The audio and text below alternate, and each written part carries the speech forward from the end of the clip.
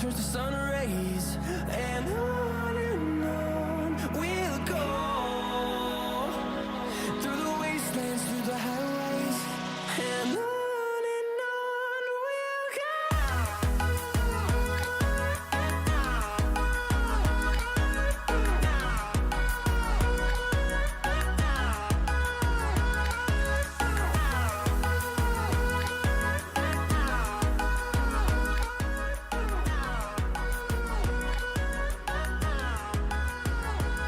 And we'll grow in number, fueled by them to see the horizon, turn us to thousands. And we'll grow in number, fueled by them to see the horizon, turn us to thousands.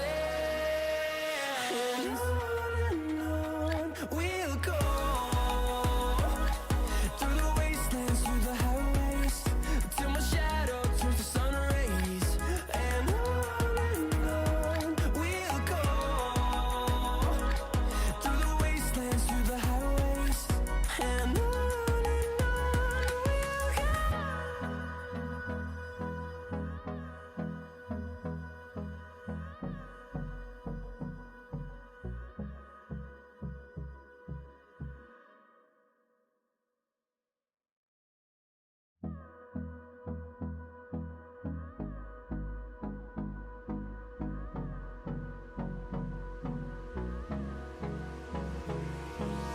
Hold me close till I get up. Time is barely on our side. I don't wanna waste what's left. The storms we chase are leading us, and love is all we'll ever trust. Yeah, no, I don't wanna waste what's left. And on we'll go through the wastelands, through the highways, till my shadow turns to sun rays, and on we'll go through the wastelands, through the highways, and on we'll go.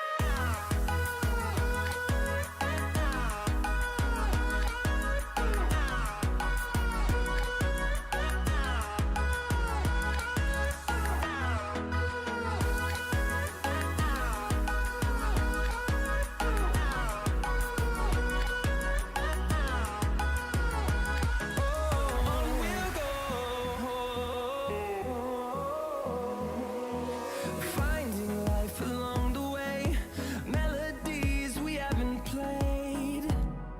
No, I don't want no rest. Echoing around these walls, fighting to create a song. I don't wanna miss a beat. And on we'll go through the wastelands, through the highways, till my shadow turns to sun rays, and on we'll go through the wastelands, through the highways, and on we'll go.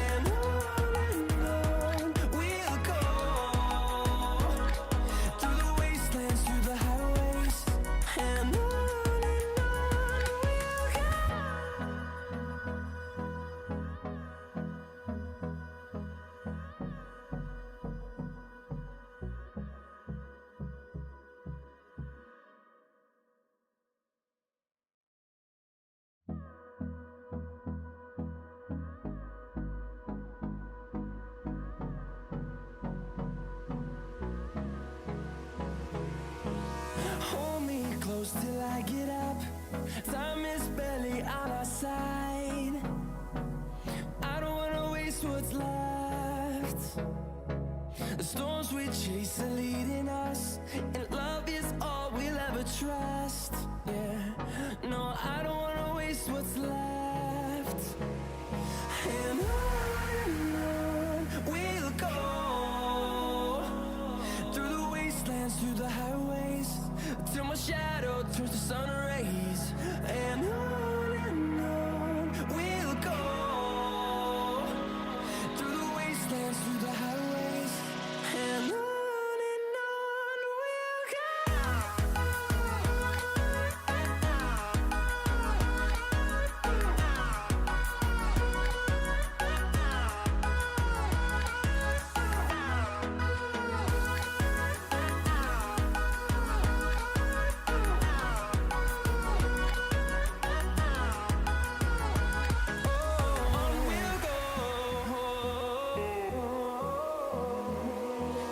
Finding life along the way, melodies we haven't played.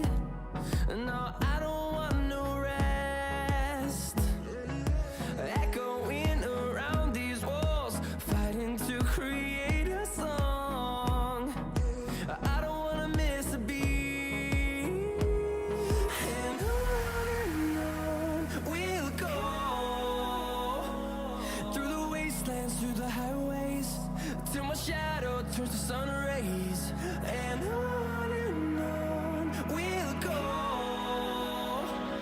through the wastelands, through the highways, and on we'll go.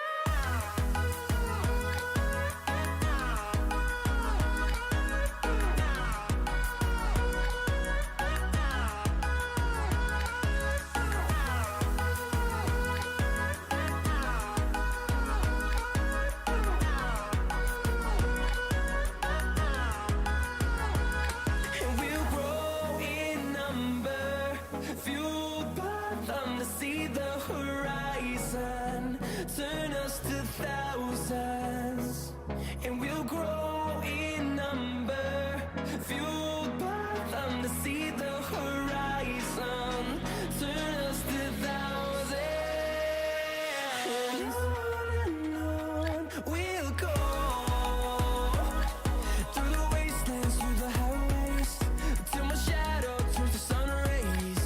And on we'll go, through the wastelands, through the highways, and on we'll go.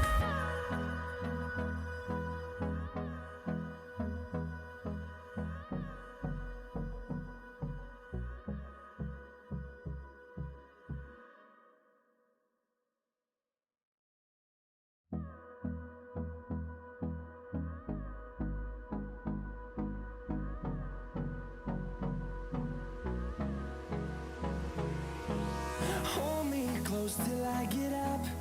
Time is barely on our side. I don't wanna waste what's left. The storms we chase are leading us, and love is all we'll ever trust. Yeah, no, I don't wanna waste what's left. And on we'll go, through the wastelands, through the highways, till my shadow turns to sun rays. And on we'll go, through the wastelands, through the highways, and on we'll go.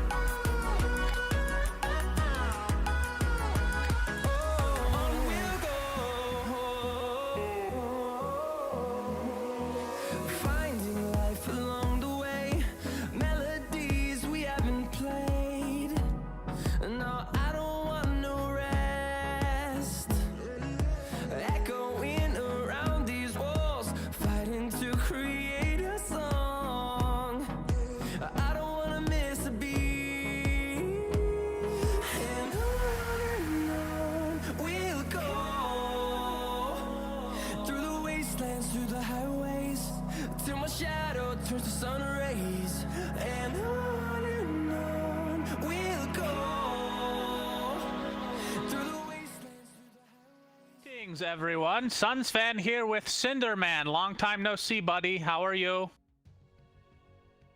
Hello. Wait. Hi, Cinderan. How are you doing? This is the Beyond Epic League best of 3 series in the group stage between Viking.gg and Team Secret. 10 seconds remaining. Has only played 1 match.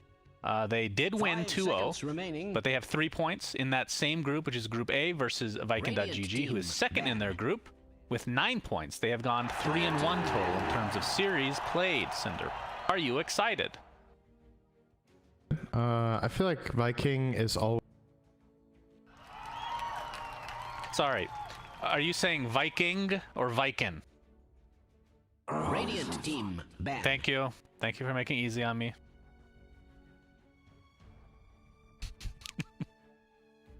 Dire team banned. No, I will not. Never again.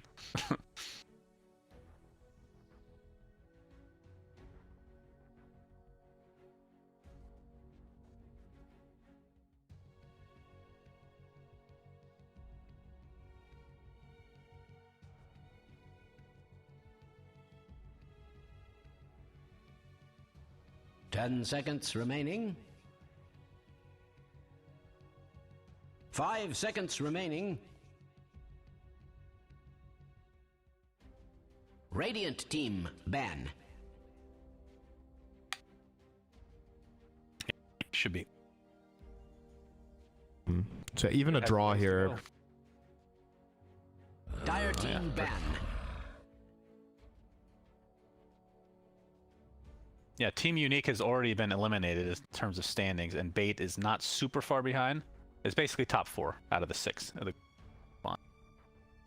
stage. Not too surprising to see Grimstroke ban, Viking. God, now I'm gonna get it all back. Call him Viking then. Viking. Whatever comes out of my mouth is what I mean to say. Okay, Viking. They played a lot of Grimstroke in the last month in particular. I believe at about an 80% win rate. So not a huge surprise. And we're seeing all the zoo banned out. Nature's Prophet, Beastmaster. I guess Tree is in a zoo. He's a tree. Their tree's in a zoo. Chen, Luna, you know, from the moon. Okay, that's less zoo-like. And the Vengeful Spirit. Oh, interesting. Yeah, and Vengeful, when Venge dies, she spawns an illusion, so that's also very zoo. That is. Technically contributes. So the hero that stands out that's still in the pool here obviously is Lycan, which I don't know if Secret would overall first pick that hero, but they have one of the best players in the world on it, and it's really good right now on Matu, so they could definitely consider it. 5 seconds remaining. Perhaps as well. Lone is also in, absolutely. I don't know if Viking are trying to fish for some sort of a trade to get, say, Lycan for Lone, but I feel like if both are in the pool, you would happily take Lycan into Lone Druid. I don't think it's a bad matchup whatsoever. What else is there, though? I feel like we're missing something. There's Rubik for Yapzor, obviously. For Viking GG, they play a lot of Enchantress. That might be the most contested pick here, actually. It's banned. So they do Ember, decide that's scary. Another hero that both teams, I mean, I should say both teams. Every team plays Ember right now. Is also in consideration. I don't know about first 2, though. It doesn't feel like a first. Ember, Coddle, or Lycan are probably my go-tos here. So to avoid the Ember Coddle combo, do you have to take one of them here, you feel? Is that too strong of a combo to give away? It has really high win rate and it is really powerful, but at the same time, I think a lot of its win rate is also because it's not being played in games against the, say, broken heroes, because they're already banned out, so the win rate might be a bit inflated. I don't think Secret should feel bad about trading it for Lycan, for example. They're going to first pick Void Spirit, so they'll do something completely different. So now Viking can either go for the Coddle Ember, they can go for Lycan +1, they can do neither, obviously, and play something else. Something I will say is pretty integral. Yep. I was going to say, this last time I saw this was Yapzor playing the 4 position, which feels like a hero that can play multiple roles. I don't know how often he's played in other lanes other than right now. Secret have played it on 3 players. They've played it on Nisha, Zai, and Yapzor in their official games. So they've played, or actually maybe even Matsu too. They've played it on 4 positions. I think Puppy is the only player that hasn't played this hero for Secret. I'm pretty convinced. There's Lycan, so Viking getting one of the most dangerous heroes of the patch. Super strong pushing hero, extremely powerful mid-gamer. Necrobook is cheap and nice to buy. He uses both Necrobook and Vlads and hits insane timing in the mid-game at like 15 to 20 minutes a lot of the time. And they get a little insecure in Bane to make sure Lycan has a good time. Most likely what they're aiming for. Okay. So we still have Ember in the 10 seconds remaining. in the mix, Cinderin. How's that matchup versus the likes of Bane, where you got some... I don't know how much Flame Guard actually takes in consideration with these picks. They obviously have the pure damage coming from Bane. They will go for the Coddle. Yeah, Coddle Void Spirit is strong, just like Coddle Ember. Really?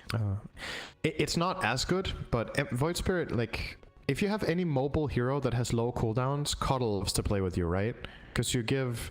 Sure, you don't give him another jump, because it's the ulti of Void Spirit, but you give him another pull with Ether Remnant. You give him low cooldown Resonant Pulse, especially powerful when he gets Ags as well, and you just keep ramping up those silences. Give him a second to simulate. Like, all three of his first spells have a cooldown of... Is it 11, 11, 16? And Coddle just cuts 6 seconds off that for you. It's really powerful in fights, for sure. Ember is a category for itself, but this is one of the better ones that is not Ember. Do wonder why they picked it over Ember, though. That's a good question. Like, why they rated higher as a overall first pick.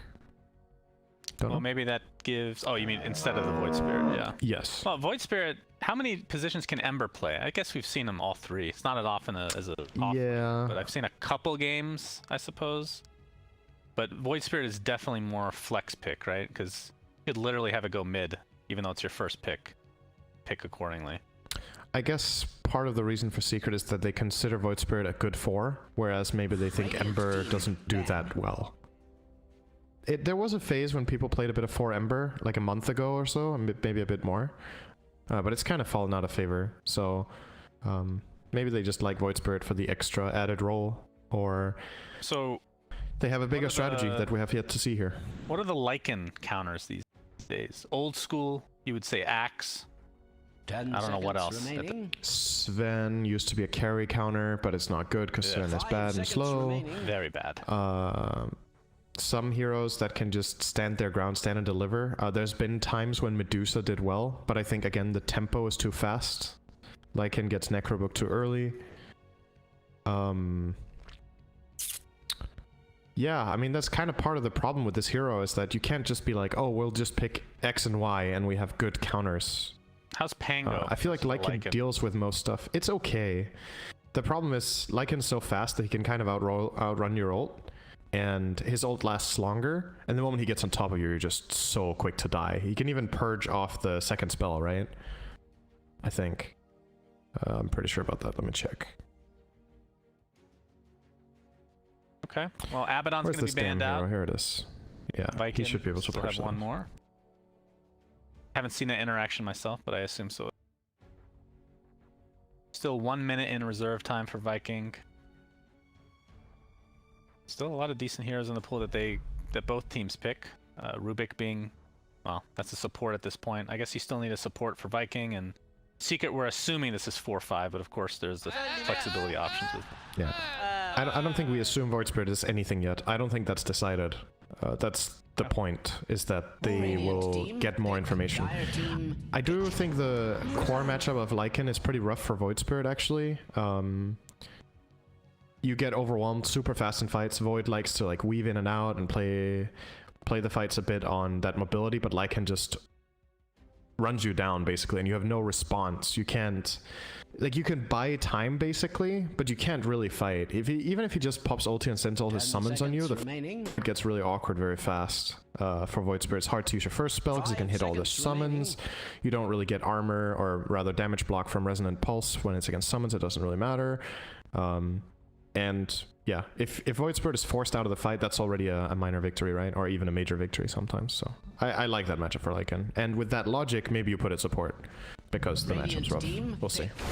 Well, Mirana's picked up by Viking. Oh, interesting. Most likely hard-hitting Mirana. Tidehunter, third pick. Yeah. Interesting. Is great against Lycan and lane. The 3 for Zai? Almost certainly. Secret have played this on Nisha once, a long time ago, maybe even more than once, and you can play it 4 as well, so they have the options. Remaining. But I think the logic here is this is a hero that is good against Lycan in lane, and in the game, Anchor Smash is very, very good against these like massive summoned units heroes like the Lycan, for example. And you obviously have the Ravage, and then you're also getting Kraken Shell into Nightmare Arrow combo, so you have a frontliner that can actually deal with getting jumped. Whereas if you picked anything else, you might feel like you had to pick a save, because if not, then whoever gets Nightmare Arrowed or gripped just dies. But now you have a way of getting information. Do you think there's still an option for them to go for that save? Because talking about jumping in with Ravage, that's like a one-time thing. It's not spammable, especially for the laning stage, right? Yeah, I don't think they're picking Tide for Ravage. I think it's like an added benefit, but the primary reason they're picking him is for his second and third spell. Ravage is, so it's kind of, when we talk about Enigma, you know how we say the black hole is 10 seconds remaining. an added benefit? Threat of the black hole. And sometimes the threat is as strong as the spell itself, right? The thing about Tide is Ravage is a really long cooldown, and in the tempo of Dota right now, I think if you're picking Tide for Ravage, a lot of the time it's going to be a mistake, because whenever it's down, your hero is too weak, unless the Anchor Smash and Kraken Shell matchups are really good, in which case you're still very valuable. So here, you can imagine, let's say there's a team fight, Secret Ravage, win or not, beside the point. Tide has Ravage on cooldown. Usually what other teams will do is they'll be like, oh, there's no Ravage, let's go take Rosh or a tower. But because of his matchups here, he can actually still just frontline and survive. He's going to buy a Vlad's, Anchor Smash all of Lycan's units, get a lot of HP. He can even double Anchor Smash with Caudle. He gives them a natural front line for Void Spirit to play behind, so he can move around a bit better. I really like it for that reason. But I do think Ravage is a luxury almost, as weird as it sounds. It's kind of... That's why he's picked so rarely, right? If you picked Tide for Ravage and it was that good, it would be picked a lot. But it's just not enough. Lone Druid, of course, picked by Team Secret, which I'm personally surprised that it lasted that long. Yeah. I assume Matumba plays that, although I'm sure Nisha has as well in the past, but it feels like a Matumba hero for sure. It's probably Matumba, yeah. And now they need to decide... They need to decide now what...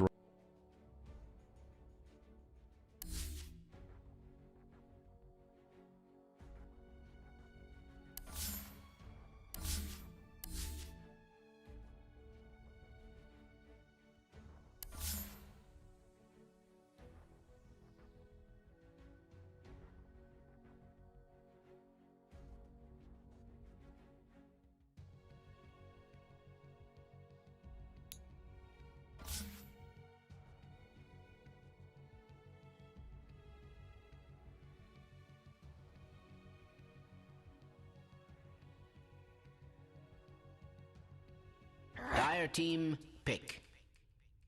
Reserve time, so this is essentially their time in a nutshell. Yeah.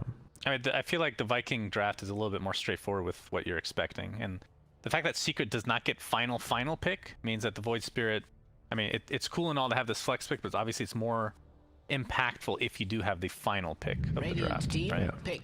So now Viking can actually react. Monkey King. Okay. So Nisha, I assume?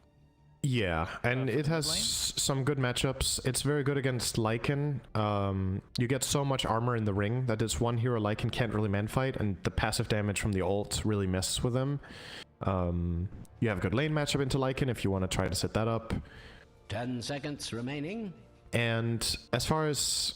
Again, it's nice to have a frontliner if you're playing Monkey King. If somebody else can really give you information, you get vision, then it's way easier to find the right angle from the trees to get into the fight and enter. You even have a bear to give you vision too. Go ahead. 10th pick quad. Wow. Queen of Pain, and it's the Arcana, hell yeah. Get to see some whipping action today, if they're in melee range. Well, semi-melee range. In Monkey King range, let's say. Whatever the hell range that is. Definitely not melee. Pretty much, yeah. It's a strong last pick, and it's Boom. He loves this hero. It's one of the things that Viking have had the absolute most success with, and his matchups in lane are pretty... You You either play against Monkey King, which is a good quap matchup, or you play against Lone, which I think is a good quap matchup right in the start. Maybe can get a little tricky, but I still think quap does fine. Or you're playing against Tide, which is just a farming lane. So I reckon it's going to be quap versus Monkey mid. And you reckon? 10 seconds remaining. Yeah. Although you could... It's an offlane Mirana Shaker, probably from Viking. You could play safe lane Monkey King into this with Caudle. And put the Tide, or sorry, put the Lone mid. They have options. It's hard to say. It depends what Secret are aiming to do the most. If their goal is to shut down Lycan, they try to get Tide into that lane. And then they want Monkey King, I think, to have the second easiest lane. Would be my choice, just because... Oh, and Lone Druid can lane against Quap for sure. Matu is very, very good at this hero, so... Now, I know Yapster plays super greedy on pretty much every single hero, and we have Zai playing Tidehunter this time around, who... I mean, not that he can't farm necessarily. It feels like by the end of this game, Yapster will have more farm than Zai. Is that a bold prediction, or is that generally how it goes? Yeah, I think that's unlikely. Okay. Also because Secret in the last month have adjusted a little bit, I would say, in terms of farm priority. Yapsor takes less in a lot of games, and Puppy actually takes more. So what?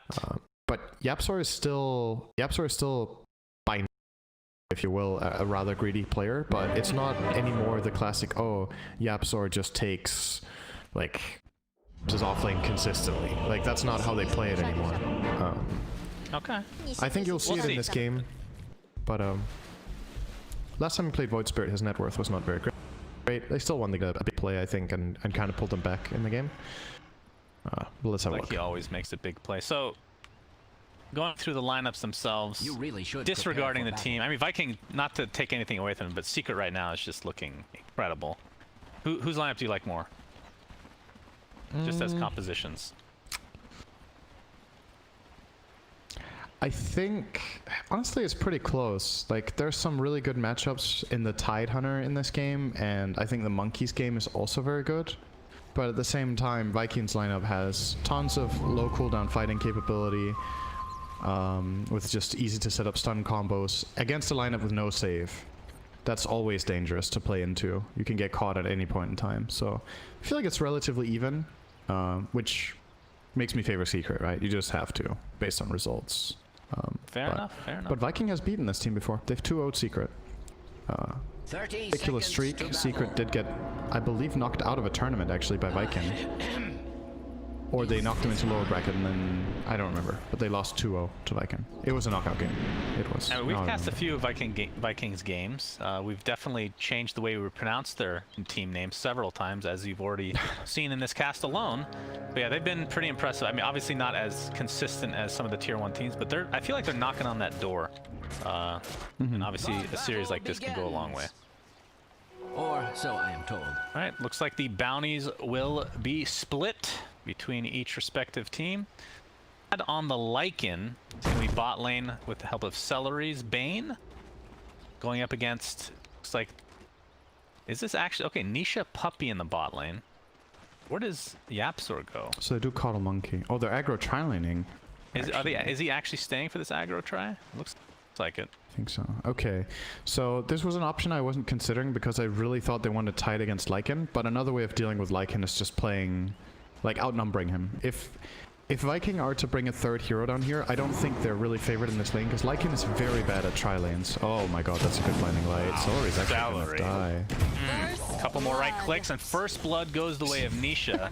I mean, that was really good execution. I never hear. Spells. Whoever says celery, I don't know, that's not really... Well, if you put enough ranch on it, anything's delicious. Yeah, I mean, ranch, right? Let's just call him ranch the rest of the game. Is that what you really want? Dude, celery is just not my food, man. It's... Fair enough. It's like one of my least favorite things to eat, I think. Yeah, and terrible. Not as much as Brussels sprouts, though, apparently. Anywho, first blood goes the way of Secret. Looks like Yapsor's going to stick around a little bit longer. So is there, I guess the adjustment is Aramis coming on the Earthshaker. So they will play it 3v3. Yeah, I don't know. Now that Puppy skill Blinding Light, this is a lot better for them, I think. It obviously gave them a first blood, which is high value, but you would love to have Illuminate here to keep pressure up and push in the wave so the enemy team can't pull, and to ideally hit multiple heroes. Very nice CS there from Puppy, actually getting the big creep. He'll be fine here with a blind. But yeah, I'm not sure if this is the adjustment that Viking want to make, but it might be the one they have to make. Like, playing this lane 3v2 is rough, and Shaker won't put enough pressure on the Tide top, right? Zai is going to be so fine up here. I think this matchup against Mirana is mega easy as well. Yeah, so mostly just a farming lane, I assume, as looks like a courier's taken out. Matumba's, looks like. So that is probably a wash of an offlane, and then mid lane, kind of what we talked about, Quap versus Lone Druid. How do you like that matchup? Like I said before, I think Quap does very well right in the start, but then after a little bit, Lone Druid probably pulls ahead. That would be my guess. And obviously, like, a play Lone Druid always has in mid that I think is a bit underrated. It's just his ability to just pull waves, right? Like, you can always send your bear between the towers, grab the wave, and pull it somewhere else, whether it's on your hills so you get better positioning, or like he did here, pull it next to a neutral camp. Somehow losing a creep here, it just ran past him. I don't know what's going on there. But yeah, it might just be with a better understanding of Lone that this lane is a draw at this point, basically. At least close. It's the try v try that we're going to be most watching right now. Nisha. Harassment with the Boundless Strike onto the Bane, who has 3 stacks of Jingu right now. Puppy being really annoying with the Blinding Light. This hero has got to be one of the worst to play against. Not even including all the combos that you can come up with in terms of the dual lanes. They do miss an Aether Remnant though, YapzOr does, so not able to find any sort of kill. I mean, how much kill potential do we have on Viking's side? I mean, the Earthshaker can obviously get off a good block, but in terms of getting kills, do you see any possibility? It's pretty unlikely. Without a misstep? It's pretty unlikely, and that's a problem because the constant harass that Secret poses here will eventually whittle them down. Like, Shaker doesn't harass much, but you can always do an Aether Remnant into Blinding Light or Aether Remnant into Monkey King Stun and harass people, whereas the enemy team kind of just has to sit back and try to pull. And you can see in the CS that Nisha's pulling a hard big time from this. He's 25-9 to the 14-5 of Lycan. So very big lane win coming out from Secret there. Yeah, that's huge. Caudle, by the way, going for a very unusual build. I don't know when the last time I've seen this happen, actually, in an official game. Puppy is 2 in blind. Basically, everyone lately on Caudle has been getting a lot more points in Illuminate and very little in Blinding Light. And at least sometimes you get a value Blinding Light point for laning, but then mostly you would max Chakra or then start going Illuminate. But he's actually going 0-2-1. It's pretty unusual. That this was a misclick? I'm looking at how it actually scales. It's not the greatest. I mean, the damage goes up slightly. Obviously, the cooldown and mana reductions are pretty standard. So it's essentially cast range and a little bit extra damage, and the duration that lasts 1 more second from 3. He might want to have it for the purpose of countering Lycan. Don't know. Like, feeling like if he has more points in it. Not to get last hits. Just for countering Lycan when he comes online, right? Like, having low cooldown Blinding Light against against Lycan's army is really good, obviously, but still very unusual. I'm curious to see if he gets another point, or if this was just a all in, baby. A 2 point. Why not? YapzOr. He does have an Aether Remnant in the bot lane. Looks like it will not connect. The Seller's actually just stuck in this position, blinded into it, like you said, and down he goes. So 2 kills on the board for Secret. As, like you said, Monkey King is farming the crap out of this game right now. Another Aether Remnant, this time into a Boundless Strike. Not enough to actually get a kill on Aramis, but damage has been done. He's very little HP. As Mirana in the top lane, taken out this by is Zai. bad. This is real bad. Wow. They have to TP Bane up here. Okay, they brought Quap. But not only does he die on Mirana, but he dies with a full wave in tower plus a siege creep. So somebody has to take all this experience, and Bane TPs for that, and Quap rotates and uses Sonic Wave, which means now Matu is very safe in the mid lane for 2 minutes because there's no Sonic that can kill him, and they have way more pressure on the bot lane, and basically Toby has to go down here, he feels like, on the Mirana and start laning here. Secret off to a really good start. Like, look at the CS in the top lane too, like how much Tide is winning by. Yeah, 31-3 versus 17-2. Yeah, they're just... I mean, mid lane is the closest. 36-7 on the Lone Druid versus 32-6 on Quap. Technically, Lone Druid is winning that in terms of the CS. So Secret has an advantage every single lane. Mid lane, in the meantime, we have the route into Aether Remnant. Kind of unfortunate timing, but of course you can't really control the route. Well, some can't. Most can't, I should say. No, a couple. But not able to find a kill regardless. How do you die on... No, we're gonna maybe see another death bottom. No, Toby will leap out. I'm surprised that Mirana dies against Tide. Explain that to me. Yeah, I'm not sure what happened. He got caught off guard by level 6 on Tide. I know that much. He got hit by Ravage. Maybe wasn't expecting Tide to level up at that exact timing and just was semi-low HP. That's my best guess. He just got ravaged and anchored to death. And Zai was playing very aggressive into him. And at some point, like, if you're Mirana and there's a Tide running at you and hitting you, you have to fight back, right? You can't just run away every single time and not get any control of the lane. So maybe they were both floating on like semi-low HP. And then Zai got the lane. Aether Remnant, Yapzor sets up another potential kill here. Toby, not really anything he can do. No leaps available. Oh. Boom actually came in, but the Balance Strike misses. Puppy getting very low, but will live with 5 HP. Now the pressure is upon Boom. Has 3 stacks of Jingu Mastery, but sidestep the rest, and I think that'll break things up. So 4-1 advantage now for Secret, but another kill onto this Mirana. Her game feels just awful right now. Yeah, it's not good. And it's a hero that likes to play with tempo, right? We've seen some core Miranas have huge impact, like a team that really stands out with it. Oh, alright, that's a Sonic. Nice. Yeah, that was a Sonic Wave. Looks like Earthshaker. And that was a Ravage. Okay. Another Ravage, wow. Guess we're using the big spells right now. Nisha, nice dodge on the arrow. Might have to try to fight back here. Nice Balance Strike, a little bit of healing, but there is the Nightmare. Celery. Nice catch. The right clicks, and Toby with the Starstorm. So finally, a very high value kill for Viking, it feels like. Yeah, for Toby, who needs it badly, right? Like his... I was gonna say a team that we've seen had a lot of success with Mirana has been Team Liquid. They've played it both 3 and 2 as of late. And even 4, but usually when it really takes off, it's from a full-on snowball on Boxy having a great laning stage. This hero with a bad laning stage just feels very lackluster a lot of the time, so it's good if they manage to pull him back in the game a little bit here. You can see on his net worth, he's still... transitioned to the top lane, so they might be focusing on this bad boy, but there's pressure being applied by Shad and company in the mid lane, so Puppy's gonna have to TP with the level 1 Illuminate. And it is a level 2 Blinding Light still, but of course hasn't really increased his levels that much. So last talk about it. Gosh, you see immediately they bring the wall here. They know the rep is down. Boom does not have Sonic Wave either, but Matamba is able to get the tier 1 tower all by himself, so defense is successful from Secret in the mid lane. This is basically textbook defense, but... Going for more Zai. Shaker. Good stun. Looks like Zai will likely go down. It's 2 Booms.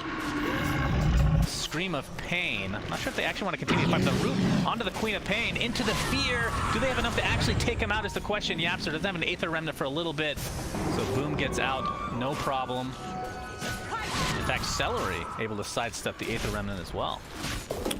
Good stuff from both teams here. I really like the defense from Secret. When you're being pushed on the key tower and you have Tide, you almost always just want to bring Tide there as soon as possible. And Zai came in and defended. Viking realized they couldn't brute force the tower, but they immediately identified that they could try to run him down in the jungle and get that kill. So it was a nice kill. They don't get the tower though. Puppy's gonna Nicely done. Damage anyway. Sonic Wave was not nearly enough to get that kill. Oh, Toby's in trouble now. Yeah, Toby might be in some trouble here. The Gush. Oh, Zai did have Ravage. Man, I was gonna say if he Ravaged there as well. Never seen this many Ravages at this stage of the game from a Tide Hunter. It feels like. Good to see. Tier 1 tower looks to be the next potential choice here for Secret. But they have to worry about losing this mid lane, which is very important tower. Radiant's bottom tower is being subjected to They're gonna smoke. Viking. That was not spotted by the observer that Secret have down here. I think they smoked just outside of vision of both wards, so nicely done. And this could reward them big time mid lane. Oh no, Put a that's... sleep on the bear. They lose vision on Matumba. They're gonna find him though, and there's the grip. That should be more than enough to get the kill. But the fear comes in at the last moment, but the Earthshaker ult will be enough to finish off your lone druid, and now the tier 1 tower will likely follow suit. They did get the bottom one, did Secret, so it'll be a trade of sorts. Yeah, I'm sort of looking for the deny, but I'll have to Astral Step to save. Very good trade for Viking. They get the highest value tower right now in the mid tier 1. They kill the enemy highest net worth hero, and all they had to use for it was an Echo Slam that doesn't have a dagger behind it yet anyway. So it's a very hard spell to use in this game, especially you're playing against a mobile hero in Void, a mobile hero in Monkey, Lone Druid who will generally not be in range with his own hero, but just the bear. So the spell is kind of, I would say, almost low value right now. So getting any good kill out of it is great. Looks like Puppy baiting top. Yeah, looked like that was possibly the case. But not sure anything will come of it. Doesn't have Fiend's Grip. Another 60 seconds on cooldown. Fatus Ignis, or Ignis Fatus, is now available, Syndra. The Will-O-Wisp, as some call it. Dota 2 officially does call it Will-O-Wisp, but Ignis Fatus sounds way better. Armis? I feel like he's still baiting, but they don't really have anything to TP to if he runs into trouble. Secret playing a little bit safe as a result. Puppy's just all alone now. So it's going to be more of a farming game for a little bit here as Lone Druid working on a Desolator for his bear. Been seeing a lot of minus armor. Mask of Madness into like Deso Assault for taking those towers and just shredding supports. What do you think of that build overall on Lone Druid? Just as a general build or in this game? Yeah. Oh, either. I think... Again, it's about the tempo of the game. It feels like going for the old Radiance build feels a bit wasted in a lot of games because you want to hit this extreme timing around the early portion of the mid game. And Mask of Madness, Deso really fits the bill. It also ramps up your farming speed on the way, right? When you're buying Radiance, you have this like downtime where you're waiting for so long. But right now, Matsu can join any team fight and have really high impact because his bear is just, it's just strong right now for anything. And yeah, getting strong. The bear obviously amazing. Moonlight Shadow into a grip. We're gonna have TP support. Zai is actually gonna cancel this. This is gonna be a freebie onto Puppy, and likely the tier 1 tower as well. So wait, he got cancelled by an ancient Prowler Shaman petrifying him. Oh, are you serious? Yeah, I think he petrified him. Oh, that's like, that's unfortunate. Yeah. I mean, maybe it was fortunate. He might have ended up being collateral there if he completed that TP. Puppy was absolutely dead when he would come in, and yeah, I don't know. Maybe it could have evolved into a big team fight for Secret. Yeah, I'm looking at their ways of TPs for everybody else. Yapsor had it available. I mean, the problem is Nisha had very little mana. Actually couldn't even TP the mana that he had. Probably yeah, then that's not a tower you hold, I think. Yeah. More good stuff from Viking though, like they seem to have a very good understanding, and I feel like they've really grown as a team in this patch and the previous one, just because they were quick to identify what time in the game you need to be strong and what you need to do. They're very good at moving around and taking initiative, getting towers, playing as a team, bringing the right number of heroes to place. And I think the next thing they're maybe looking at here is a potential Roshan. But I think in order to get that for them, they need to get key core kill first. And that's easier said than done when you have Fiend's Grip on cooldown. Yeah, that's pretty much been their go-to. When that is up, they've gotten super aggressive, and then everyone in between has been a bit more passive. But Toby on the Mirana is working towards an MKB, so no big surprise there, going for that hard right click. Shad has level 2 Necro. I believe it's being delivered now, so still working on the level 3, and then Yule's now finished on Boom's Queen of Pain. So I guess the root is the main. I mean, Yule's is really good in general, but I'm just looking at the spells that are very useful. Maybe the biggest one for her. Yeah, Celery getting on a root. He's gonna run into 2 people, by the way. Secret looks like they will, in all likelihood. Oh, okay. not get a free kill. It's not easy to hit that remnant, to be honest. It's a pretty difficult angle. Now the TP supports are though. Yeah, I'm thinking about what else you get the Yule for. I guess it's pretty good against Monkey King. You can purge off his stacks of Jingu. You have a way, like you said, of the Laundry Route. If you're clutch, you can dodge Ravage. Which isn't even that hard, actually. As long as you're paying attention to it, you will dodge it. It's more about if he's in your vision range or not. Zai is closing in on a Blink Dagger, just a few hundred more gold to go. Oh, they see Bottom Toby. lane. Uh-oh. Accelerate together right now. Nisha is watching from above. Armis is available on the back end, though. They're going to start with the Boundless Strike. Grip onto Yapzor. There's the Echo Slam onto 2. Beautifully done with a counter Ravage from Zai into the Monkey King ult. It looks like Armis will find its way to the grave, along with the Bane Elemental. Now Toby, under that Moonlight Shadow, looks like he will live, so a lot of ultimates expended and 2 supports die. Make it 3 as top lane Puppy gets taken out by Boom. So 2 for 1 across the board. That was a super good read from, I mean, really both teams. Viking set that up as a trap. They're in a great position with the Bane. They got an instant grip out as they needed there to counterplay this fight. Echo obviously a bit underwhelming, but that's what you're going to get if it's just 2 heroes in the middle of nothing. That your Echo is not that dangerous. But just as much from Secret. Zai just there at the right time. Very nicely set up. They were kind of expecting, I think, that Viking were semi-baiting that, just because when they looked at the rest of the map, the heroes weren't there. But here we go. New story. It's time for Roche. There's no Ravage. An arrow here's a scout. Oh, actually, no mind. Pretty quick Roche. It looks like Necro 3 is now online. Toby's not really that close. I mean, yeah, he's not really that close to MKB, so a couple minutes away at least. Not sure what power spike they're looking for before they just get ultra aggressive. Obviously, you can just use Aegis how they like. Aegis picked up by the Queen of Pain. They're going to smoke immediately, and they ping around Nisha, unless that's Nisha's ping, actually. He's going to jump in, and the Yules look like they're going to go for Yapzor, but actually the Fissure misses. Blinks in with the Enchant Totem, though. Boom, coming in as well. Lycan's going to pop the ult. The Yapzor are completely out of actual steps. So that's going to be an easy cleanup. But they were definitely looking for more than that. Yeah. They're happy to cut that when you consider what they got out of it. They used Shapeshift. In the meantime, Secret are pushing all 3 lanes. They got, I believe they got the bottom 2 to They did. But now this could make it worthwhile. This is such a hard kill, though. And now that Shad's ult has just completely run out, they're not going to go any further, it looks like. Get reinforcements. I like Puppy's trademark move of blinding light into TP out. That seems to be what he's doing. Zai is left to his own devices now. Nice Myth gives a little bit of vision. And Boom will just continue to chase him down. Zai does have a TP. But of course, do they have vision? Boom. Oh, the fissure from the back end. And that's going to be a kill. Finally. That was actually godlike movement from Zai. Good for Viking to get that kill. That one would have stung a lot. He basically played this fog completely perfectly with what he did. He dodged the arrow in anticipation that it was coming. Then he went all the way to the left in the tree line to buy just enough time to blink. But his blink options were extremely limited because half the forest up here is cut.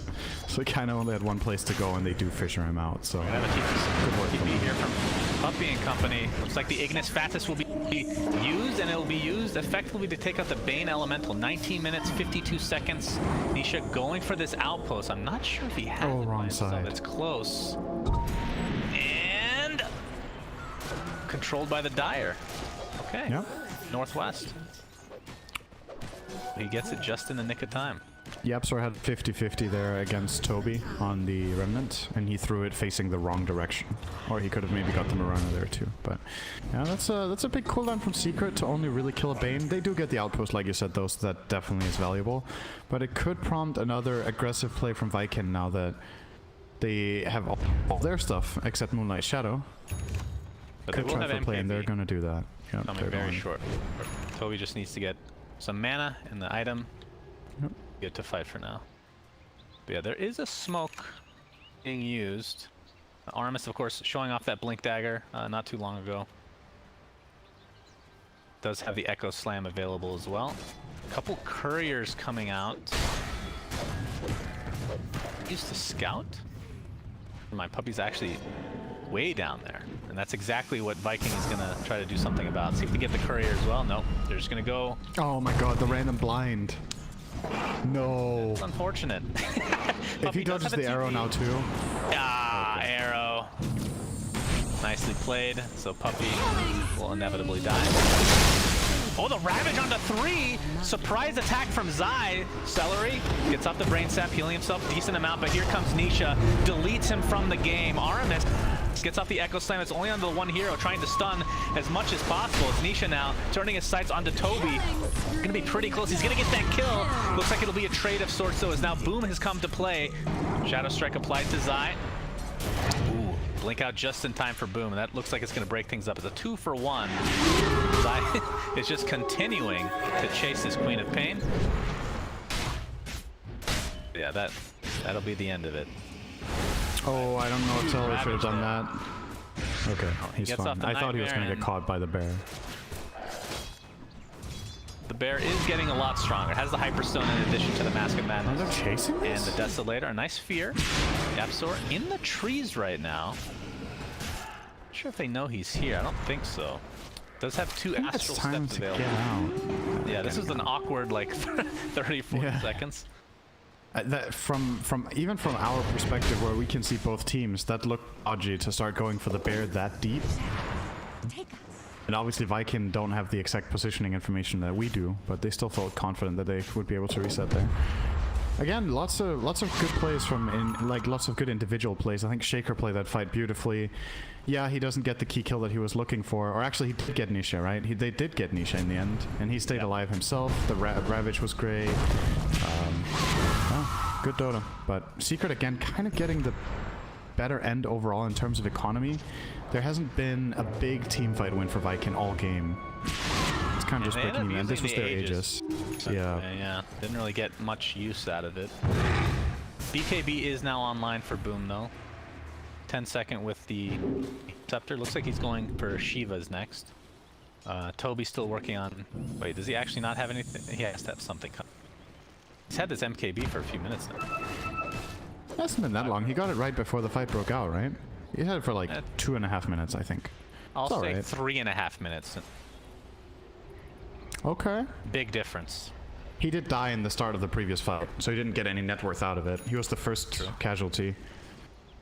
Yapsor has his Yules and is now working towards an Aghanim Scepter, which this game, I mean, now you have extra use of that Yules for Boom, the double silence. Now you have a BKB and the Yules to take off silence from Spirit. Of course, I really like that Ags, by the way. It feels pretty good. Goes into the 8th Remnant. Sorry, I Looks like he's just gonna steal under attack. And walk away. I think he was also hoping to force a BKB charge. But Boom kept his cool, didn't feel any trouble, and he was right. Oh, smoke is going to be broken by the Earthshaker, who blinks out to safety. Nicely played there. Courier actually gives Aramis. I believe it brought a Staff of Wizardry, which actually showed where he was. Looks like he will be found, though. It did cost an Ignis Fatus, and I'm not sure if that was worth it, but either way. Oh, mid lane! Boom has to pop the BKB and blink away to safety. We'll use that rune bottle to heal up as much as he can. It was super close. I'm actually not even sure if he needed the BKB there, but understandably using it. Zai nightmared up, which means Celery can just steal the bounty rune. And that means Viking actually takes 3 out of the 4 bounty runes here. So nicely played from them. They are being chased a bit here. Celery TP's out in the face of danger, and Toby should be fine. Bonk his courier. There was nothing on it though. Already delivered the Ogre Axe and then flew back. Which he's choosing not even to equip, so you could argue that that's kind of just borderline animal cruelty to send it into risk of death to deliver a nonsensical item right now. But call PETA. Shad right now has the Assault Cuirass on that Lycan. Cuirass. Is it really? I can't say that. I didn't know for Really? Radiant's middle tower is under attack. Really? You still don't know. All right, Kuros. Got it. Thanks, Cinderin. I'm not saying. There's no way I'm saying that. Puppy's gonna get gripped, trying to take the outpost, and there's TP support for Mirana coming in, and this is gonna be an easy kill. 26-minute mark as well. So he should actually get stunned in the tree. Is not in range to get the stun off. Nisha's gonna have to pop his ult on the high ground, but they had the damage with Toby just jumping in. Ravage is a little bit too late. Sonic Wave to follow to 2-0 in favor of Viking. BKB focuses his sight on that bear, but the bear's really tanky, and it looks like everybody else wants to get it. Mirana and Earthshaker die, despite the Monkey King dying very early for Secret, and they find a Bayon back in his bomb. I love the irony of what happened here. Like, the bear is really tanky, and then it instantly kills the Necro Book and dies. That was perfect. Was tanky until... Oh, Shad actually got spotted. He doesn't have boots. He can die here. This is possible if they don't buy back. Any root. Root. Samba. The 8th Remnant is there. And yeah, this should be a question mark. Boom. Gets his Shadow Strike off, and now will Yapster Yaps is actually there. Yeah, Yapster will die instead. Okay. Good That looked really promising for Secret, to be honest. The Assault Kuros, Cinderin. It made him so tanky. Kuros, got it. Quiras. I'm telling you, I'm refusing to say it that way. Sorry. Okay, that's understandable. I kind of can't believe it's simple. I'm not gonna accept it. I feel like the heroes that say it in game do not say it like that. I don't think they do either. Or else I would have noticed for sure. As this is gonna be second row, so Aegis and Cheese. We'll see if they can get that with this time. Toby will actually be the one to just hostility because he doesn't have BKB quite yet. Gonna paint, boom, onto the cheese. Working on the. I mean, it's not that far away. About a plate mail worth of gold away from finishing Shiva's. What are your thoughts on his item build? See, it's like two very defensive items. Okay, so before I answer this, please. Yeah. Allies disappear. Curious. Okay, that's close to what I was saying. Close enough. how did you say it before? Curos. Oh, Fissure. Now you're just doubting what you said before. I don't think you've ever said that. Curos? I've definitely made it. Curos. I'm fine with Curious. Curious? Is that what you're saying? Curious. Yeah, that's I can deal with that one. Okay, what were you asking about, Pop? AC. You can also say that. Yeah, that's very safe. I like that. Then nobody has to say ass. Talking about Queen of Pain's build in terms of itemization. Speaking of ass, so, yes. Yes, I mean, look at that. That's what you pay for. That's what you come for. Shiva's is definitely very good this game. Lone Druid, Monkey King, 2 high physical damage cores in the enemy team. Also, the attack speed slow is very useful against both Bear and Monkey, so solid. I'm wondering what Boom goes after this, though. I think there's different routes he can take now. He can commit for the full utility with Hex, but I think he'd rather go for damage. He currently is hovering the Bloodthorn, which was going to be my other suggestion. Like, that's a bit of a more aggressive item. He's got a lot of defensive stuff, right? You have Shiva, BKB, and Yule. Well, the problem is his courier did get killed with the plate mail. So. Did you say courier or courier? The donkey was carrying the plate mail. Let's just call it AC. No, we can call the donkey the ass, technically, right? So yeah, that is acceptable.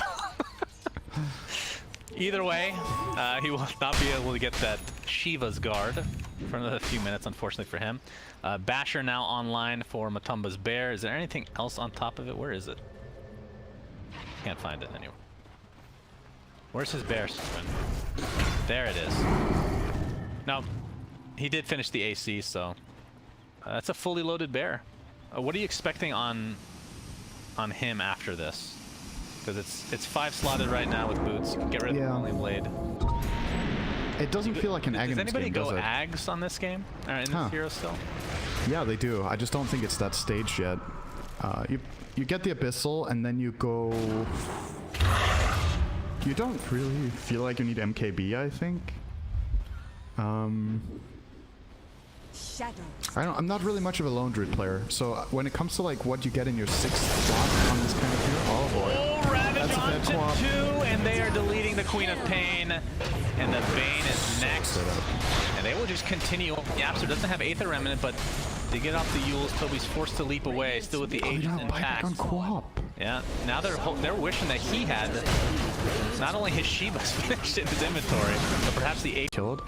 But when you have 30 armor, maxed out Blinding Light, and a Vanguard, you're actually pretty tanky. He's not even building the Crimson, it looks like. He wants to go for Oxyrine Core. Yeah, wait, is his courier's dead? Maybe Crimson's on the courier. I have to assume. Wait, he switched it up, now it's going Greaves?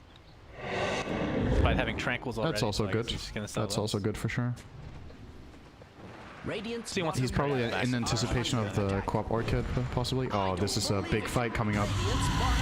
Bot lane, we're attempting to take up the tower, but a nice stun here onto Nisha. They break the trees. Actually, that was his teammate. I believe Coddle may have gotten him killed. Puppy gonna end up paying the price. That's 2 for nothing. In Secret, they do get the range racks and will attempt to fall back. Zai with the Ravage available. Not sure if he wants to use it. He will. It seems like it can actually clean somebody up on top of this. Queen of Pain, again, just gets decimated with no HP at all.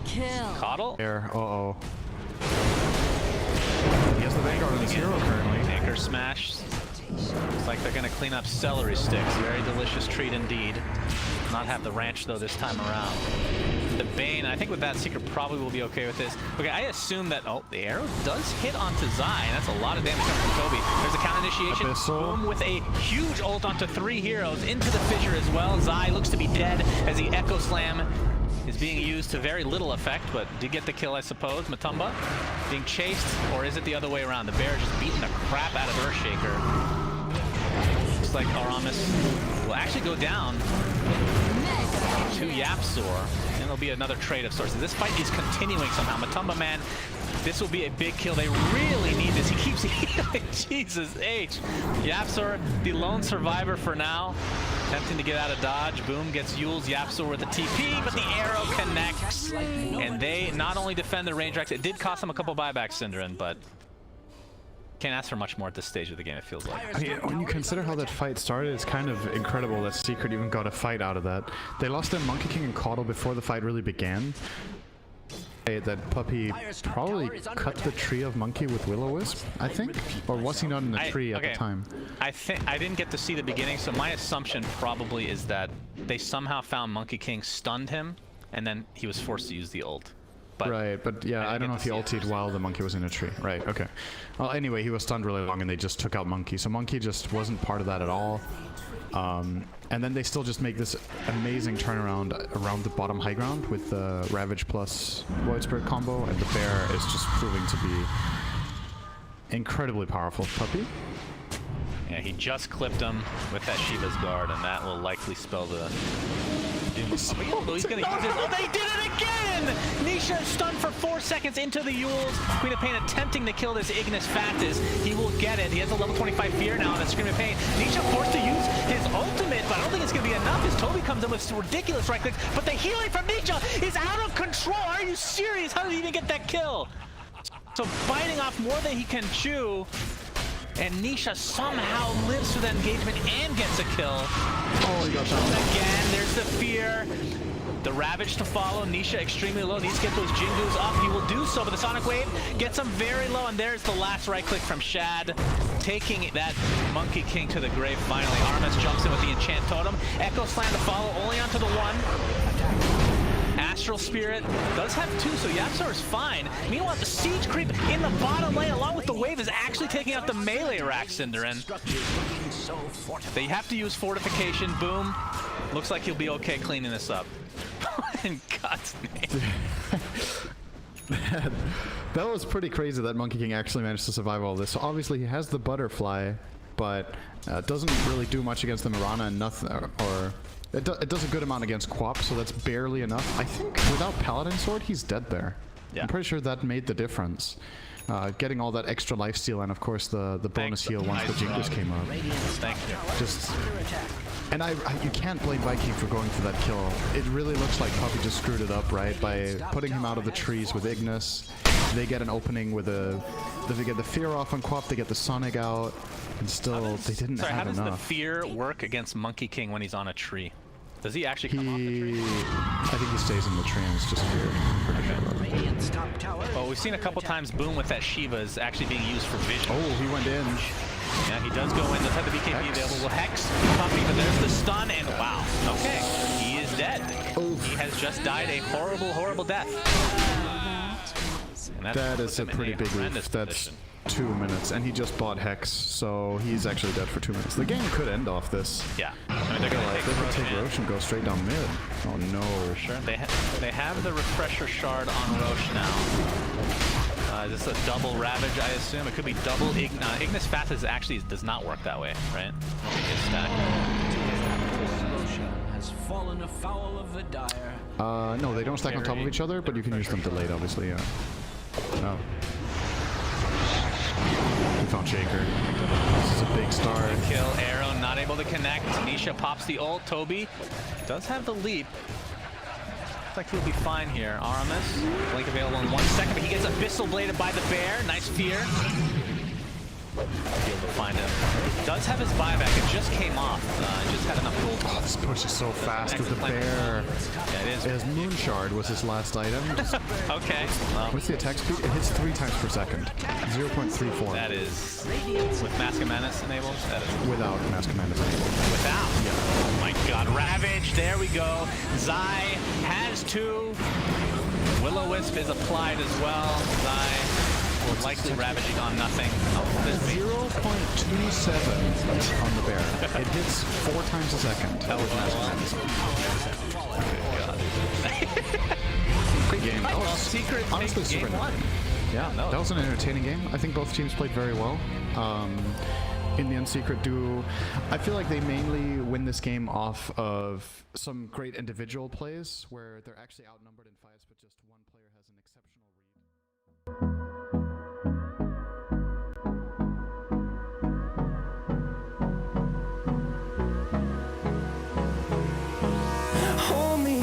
Till I get up, time is barely on our side. I don't wanna waste what's left. The storms we chase are leading us, and love is all we'll ever trust. Yeah, no, I don't wanna waste what's left. And on we'll go, through the wastelands, through the highways, till my shadow turns to sun rays. And on we'll go, through the wastelands, through the highways, and on we'll go.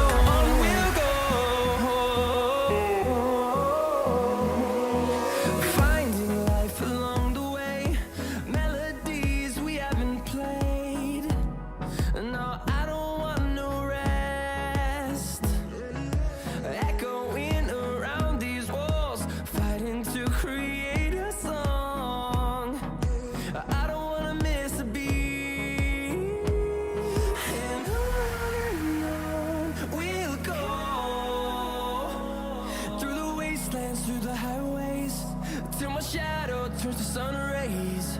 And on we'll go, through the wastelands, through the highways, and on we'll go.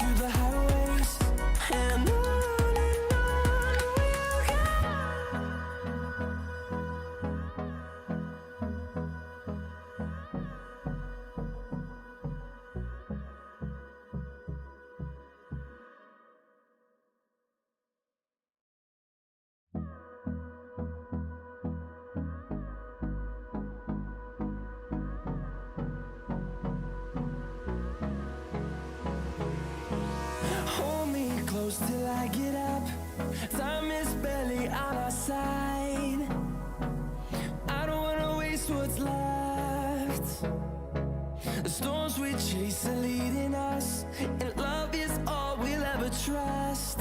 Yeah, no, I don't wanna waste what's left. And on we'll go, through the wastelands, through the highways, till my shadow turns to sun rays. And on we'll go,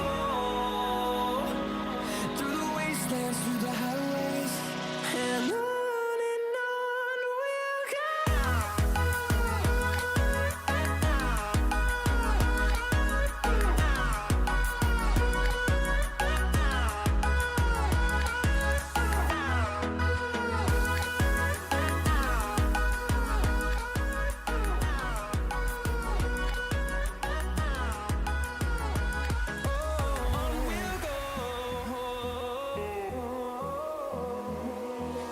Finding life along the way, melodies we haven't played. No, I don't want no rest. Echoing around these walls, fighting to create a song. I don't wanna miss a beat. And on we'll go, through the wastelands, through the highways, till my shadow turns to sun rays. And on we'll go, through the wastelands, through the highways, and on we'll go.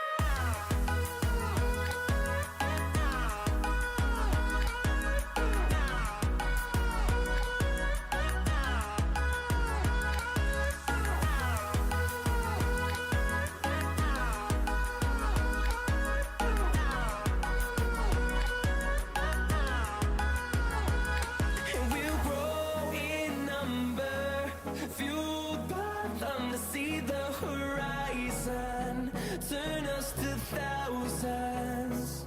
And we'll grow in number, fueled by them to see the horizon, turn us to thousands.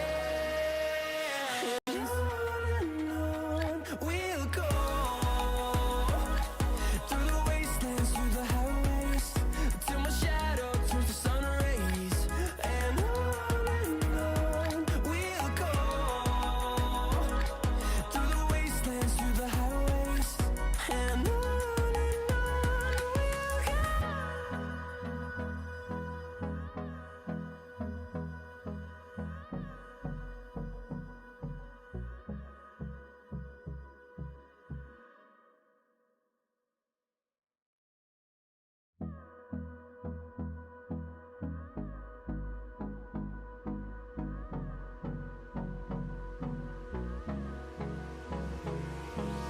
Hold me close till I get up. Time is barely on our side. I don't wanna waste what's left. The storms we chase are leading us, and love is all we'll ever trust. Yeah, no, I don't wanna waste what's left. And on we'll go, through the wastelands, through the highways, till my shadow turns to sun rays. And on we'll go, through the wastelands, through the highways, and on we'll go.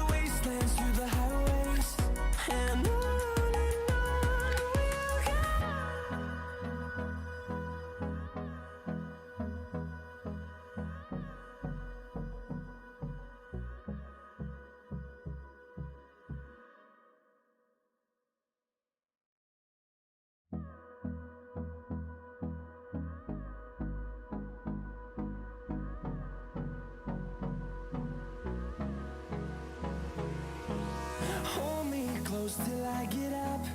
Time is barely on our side. I don't wanna waste what's left. The storms we chase are leading us, and love is all we'll ever trust. Yeah, no, I don't wanna waste what's left. And on we'll go, through the wastelands, through the highways, till my shadow turns to sun rays. And on we'll go, through the wastelands, through the highways, and on we'll go.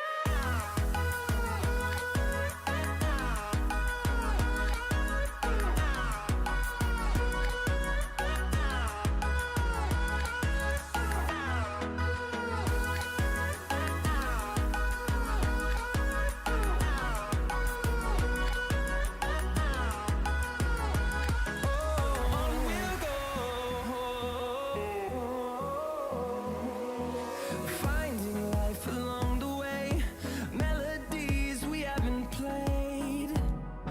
No, I don't want no rest. Echoing around these walls, fighting to create a song. I don't wanna miss a beat. And on we'll go, through the wastelands, through the highways, till my shadow turns to sun rays. And on we'll go, through the wastelands, through the highways, and on we'll go.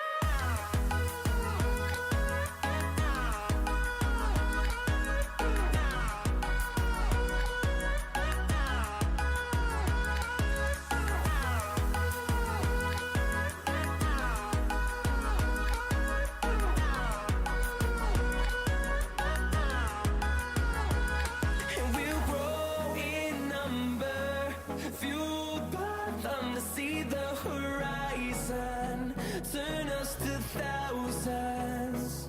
And we'll grow in number, fueled by them to see the horizon, turn us to thousands. And on we'll go,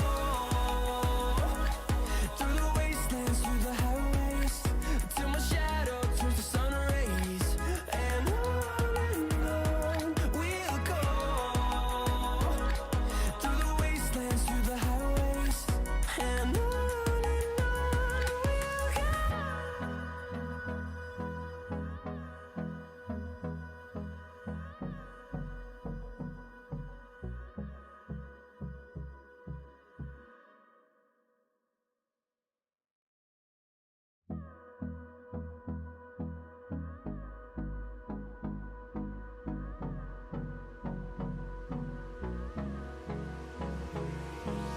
Hold me close till I get up. Time is barely on our side. I don't wanna waste what's left. The storms we chase are leading us, and love is all we'll ever trust. Yeah, no, I don't wanna waste what's left. And on we'll go, through the wastelands, through the highways, till my shadow turns to sun rays. And on we'll go, through the wastelands, through the highways, and on we'll go.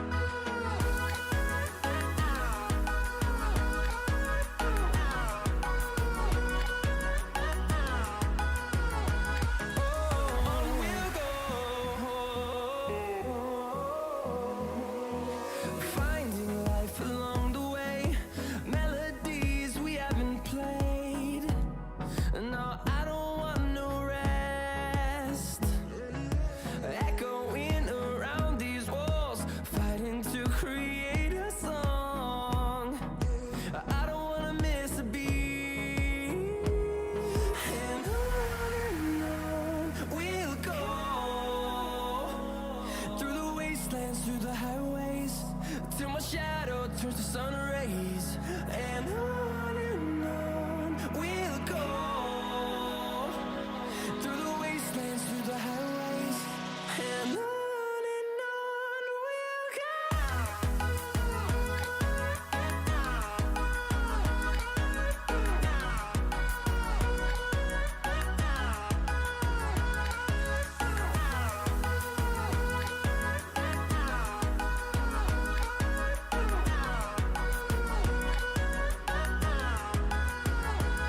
And we'll grow in number, fueled by them to see the horizon.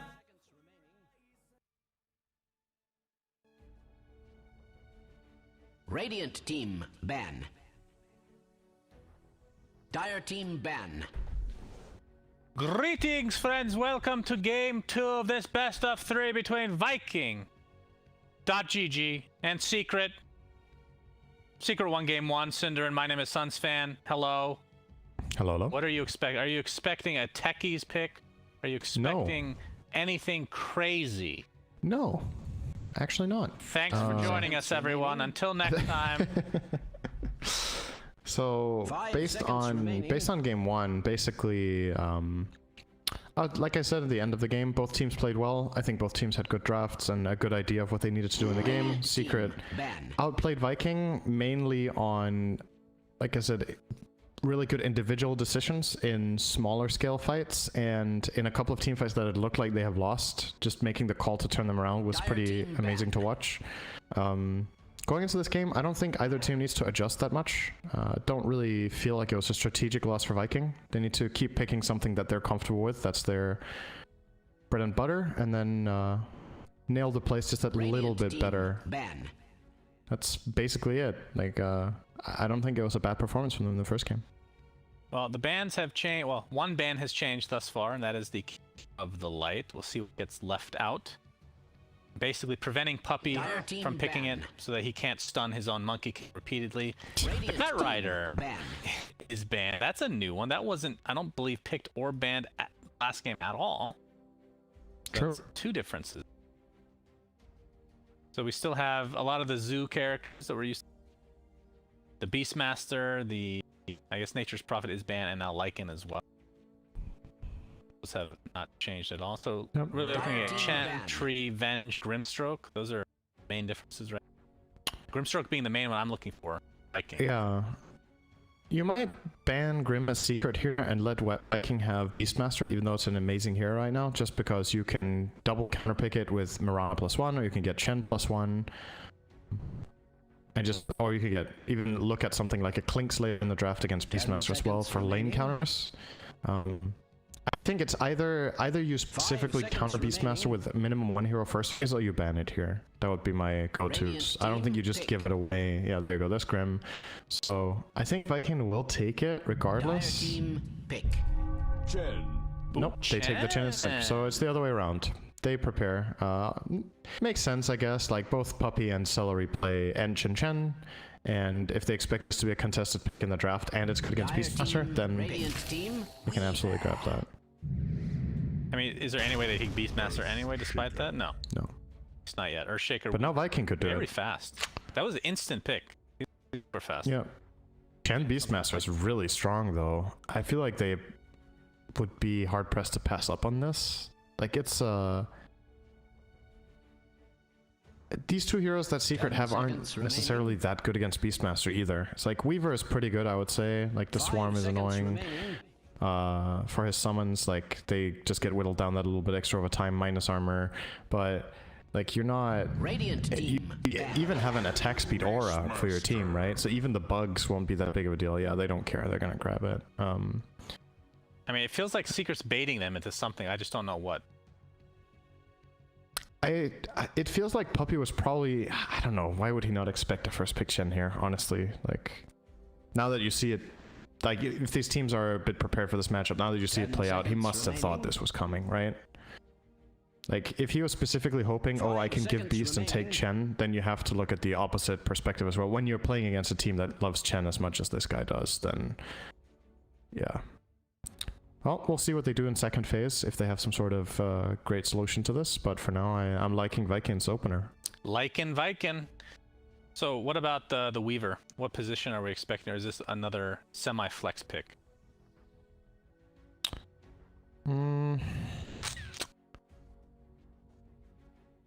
We've seen position 1 back in the day, more so than now. Position 3 is relatively common with the Aghanim Scepter.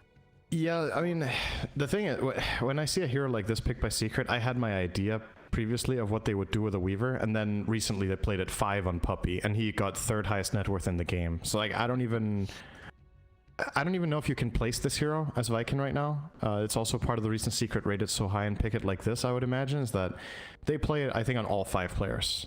And they just, I think they just see it as an incredibly high value support as well, just because its laning stage is pretty decent. It's not fantastic, but it's all right.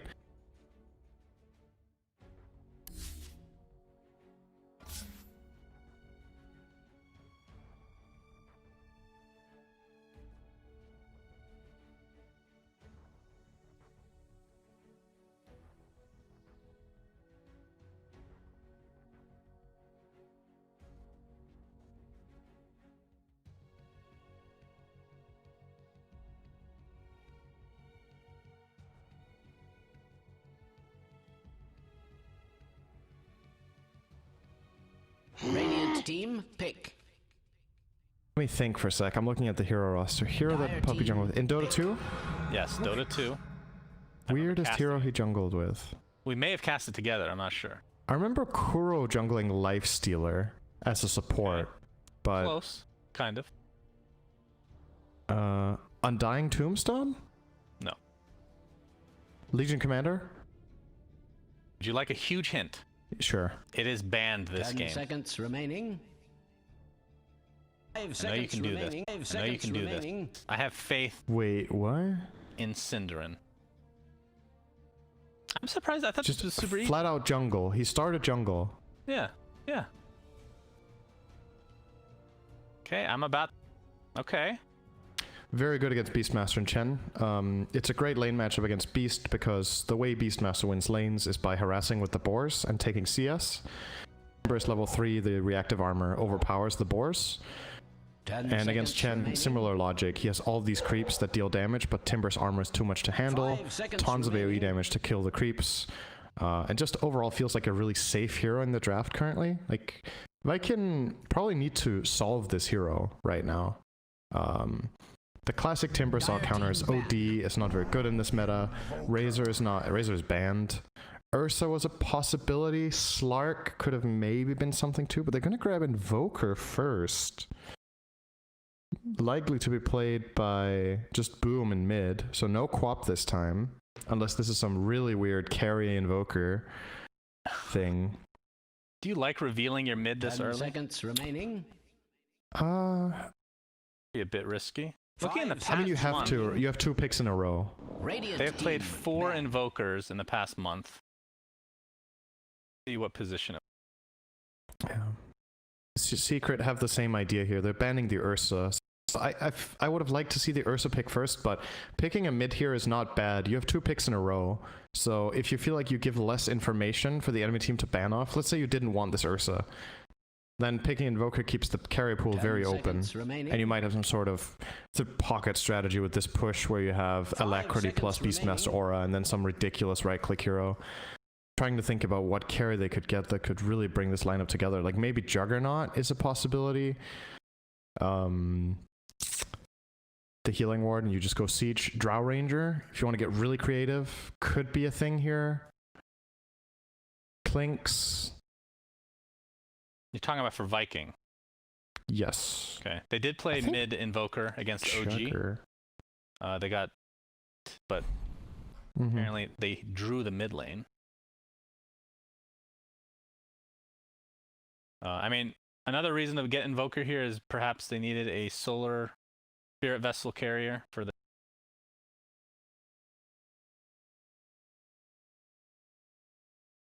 Yeah. Vessel is really good. I would also say it's very good against Troll. If you use it correctly, when he ulties and you pop it on him after. Radiant team, pick. Annoying to deal Battle Chance with dispels, less than Brood. Yeah, so you have to use it after. Worried about the Brood. I can see that. I mean, Beastmaster isn't the counter he used to be because axes are magical damage instead of the old physical. So the spiders handle it better. I don't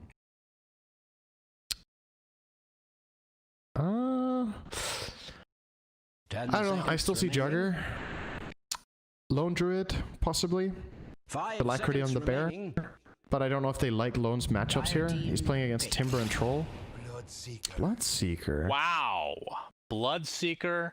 So Rupture on both Weaver and Timbersaw, pretty good. Also pretty good against Troll. Rupture is. Yeah.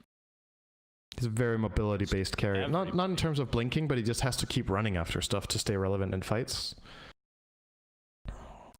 I'm not completely sold on how Viking rounded this out. I really liked their opener, and I think the Rubik was fine too. But these last two was not what I was looking for. I think Ursa +1 could have been great, or maybe a Juggernaut, just to come together with their lineup when they're strong. But maybe their concern is they can't... for like a 5-man push or something like that? Yeah, just somebody that uses Alacrity really well to hit towers, right? Like your strategy right now revolves around Chen and Beastmaster getting auras and wanting to go together and push. But then you pick your carry as a Bloodseeker who, in my opinion, doesn't really fit the bill here. Like, you have good hero matchups, but does it work in the macro scale of things like here? Is it going to win the game, or is it going to be good against enemy heroes? Especially given you're going into a counter pick now that Secret have. I think you might just play high tempo on Viking. I'm not saying it's terrible. Don't get me wrong. It's just not as good as what I think they could have maybe managed. Last pick Storm into Rubik. So they have one instance done in Rubik, and then they have Cold Snap, but still a very good Storm Spirit game. And obviously, this is a combo Secret have played before. Puppy is 5 Weaver, Nisha is 2 Storm, Puppy gets Ags, and then he can time-lapse the Storm back and give him full mana after he has used all his mana in the fight. It's disgusting. It is actually so good. Yeah, that is... if they get to that stage. Yeah, you have to get the Ags. But, I mean, he did farm really well last game. He had a freaking Vanguard. Basically, what else did he have? He had Mech as well. I believe he probably finished the Greaves by the end of the game. Position 5, not too shabby. Yeah, all of Secret's heroes have blue cosmetics, Shannon. All of them. That's because anything Valve puts in the game, Cinder, has some blue. It's always a style. Yeah, this specific blue. Yes. What would you call this color? Would you call it teal or turquoise? Blue. Sorry, what? Would you call it teal or turquoise? It's so hard to tell the difference. I guess turquoise. I don't know. That's a hard one. I'm not good at colors. I'm good at purple. A lot of people that are not colorblind can't see purple correctly still. I see. I think so in the top left, purple to me. In the top left of the screen right now, the Beyond Epic. Yes. What color is the background of that? The fog. That's purple. I'm seeing red. Okay. The fog? Okay, you made it very specific as my screen went away. Oh, you can have a look in a sec. According to our obs, it is electric blue. Is that an official color or something I just invented? Yeah, it sounds like an invention to me. I mean, there are millions of colors, Cinderin, so there's a name for everything. Oh, no, it's gone, actually. Now you can't see the logo I was talking about anymore. Well, yeah, I'm sorry, Cinderin. We'll never know, unfortunately. It's going to branch off into an amazing conversation, I'm sure. Okay, Shan. How do you tell purple apart from violet? Fight me. Purple is deeper. So it's darker than violet. Okay. Probably saying this horribly incorrect, but yes, I believe so. Okay. Violet is a bit lighter. you would say Bloodseeker. Okay, I have another question for you here. This is getting really interesting. This is you doing this and not me. Wow. I mean, I also get to have some fun once in a while. It's not very often anymore these days. Is that the exact same color? It does look lighter in the name. So one of them is violet and the other is purple. It could be a trick of the eye. Rather like this. Well, except for mice. And a chameleon. It could also it's be electric blue. It was a trick question. It's electric blue. All of it. Everything is electric blue. All right. Well, Puppy is going to be perusing the electric blue river in his electric blue set. We'll be going up the electric blue terrain here. Okay, that's I don't know about your terrain. Everything's blue. electric blue terrain. What? The rocks are electric blue indeed. So you do like Secrets lineup more, regardless of Yes, teams. I think so. I do. I didn't in the first phase, but with how it turned out and got rounded out in the end, I really like the Dire lineup, just because I see a very clear way of winning the game. If they do get past the early mid-game dangerous stage where Chen Beastmaster could really push, I just don't think the Radiant have solutions for Weaver, Axe plus Storm. I don't think they can handle it.